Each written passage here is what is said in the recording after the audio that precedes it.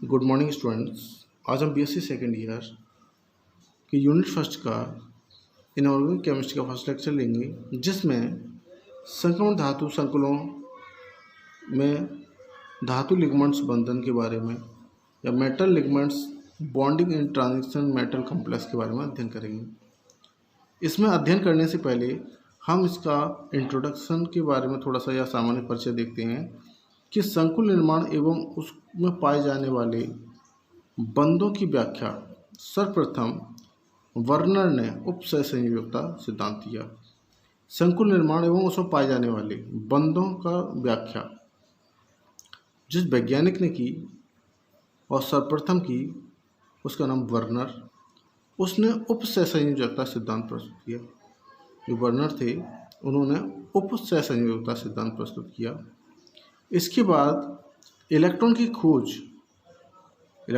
हुई और इलेक्ट्रॉन की खोज के बाद नेक्स्ट वैज्ञानिक सिज्विक ने संयोजकता के इलेक्ट्रॉनिक द्वारा संकुल निर्माण की व्याख्या की। यह सिद्धांत धातु लिगमेंट्स बंध की प्रकृति को अधिक स्पष्ट नहीं कर पाया एवं इसमें अनेक कमियां थीं।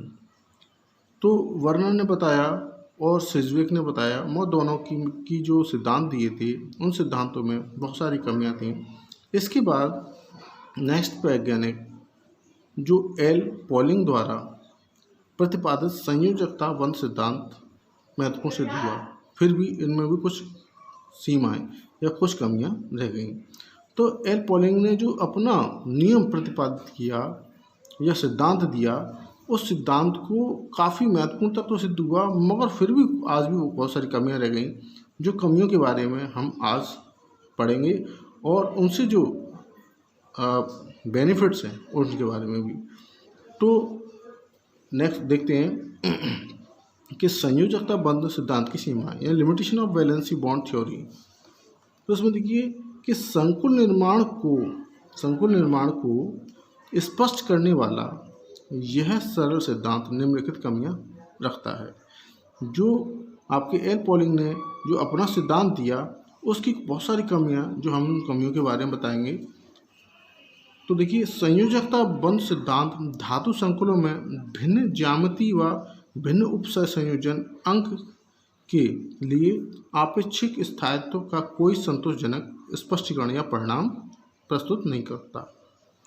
जो पॉलिंग का जो सिद्धांत है, इसमें आपकी संयोजकता सिद्धांत जो धातु संकुलों में भिन्न ज्यामिति हैं, जो स्ट्रक्चर्स हैं और भिन्न उपसय संयोजन अंक के लिए आपेक्षिक स्थायित्व कोई संतोषजनक यानी कोई भी संतोषजनक स्पष्टीकरण यानी कि सही तरीके से नहीं करता।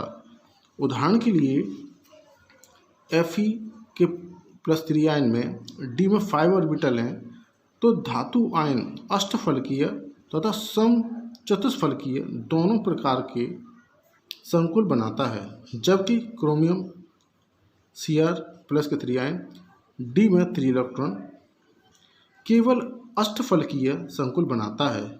इसलिए कोबाल्ट के 2 आयन D में 7 ऑर्बिटल 7 इलेक्ट्रॉन अष्टफलकीय तथा समचतुष्फलकीय दोनों प्रकार के संकुल बनाता है, जबकि निकिल D में 8 ऑर्बिटल बहुत कम समचतुष्फलकीय संकुल बनाता है।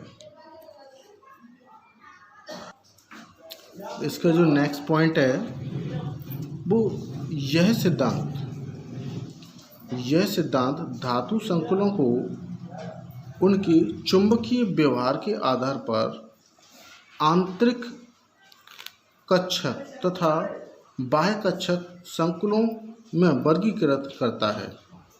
इसकी जो आंतरिक कक्षक हैं और बाह्य कक्षक संकुलों में वर्गीकृत करता है यानी बांटता है, जो क्रमशः सहसंयोजक तथा आयनिक गुण रखने वाले माने जाते हैं। कुछ धातु संकुल इसके विपरीत कुछ धातु हैं जो संकुल इसके विपरीत व्यवहार दर्शाते हैं, जैसे Fe ACAC3 एक बाह्य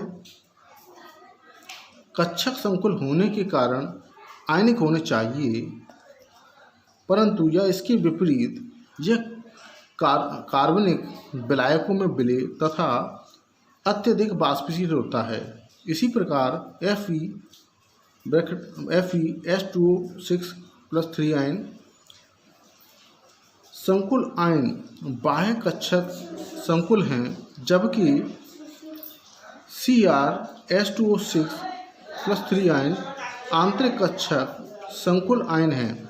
इस आधार पर Fe(H2O6+3 आयन को आयनिक तथा कम अम्लीय होना चाहिए, जबकि H2O6+3 आयन संकुल आयन को सहसंयोजक तथा अम्लीय होना चाहिए, परंतु इन संकुल आयनों की अम्ल शक्ति निम्न क्रम में पाई जाती है, जैसे कि Cr(H2O6+3 आयन से बड़ा है Fe(H2O6+3 आयन, यानी कि ये जो साइन है वो इसको बड़ा दर्शा रहा है, इसको छोटा, मगर इसकी देखो पी के वैल्यू जो रखी है इसकी बड़ी है 3.8 और इसकी 2.2, तो ये इसकी कुछ कमियां हैं। इसके बाद नेक्स्ट पॉइंट में देखिए, यह सिद्धांत एक प्रकार के संकुलों के जलीय विलयन में अपघटन वेगों की भिन्नता को स्पष्ट नहीं करता। यह जो सिद्धांत है एक प्रकार के संकुलों के जलीय विलयन, जैसे जल में जो विलयन घोल देते हैं उनके अपघटन यानी तोड़ने में भिन्नता को स्पष्ट नहीं करता। जैसे MnCl3+2 आयन अम्लीय जलीय विलयन में शीघ्रता से अपघटित होता है, जबकि FeCl3+2 आयन मंद गति से होता है। तो ये जो अम्लीय अपघटन है जलीय विलयन में अपघटन होता है, इसको भी ये स्पष्ट नहीं करता। तो ये इसकी तीसरी पॉइंट में जो तीसरी कमी है। इसके बाद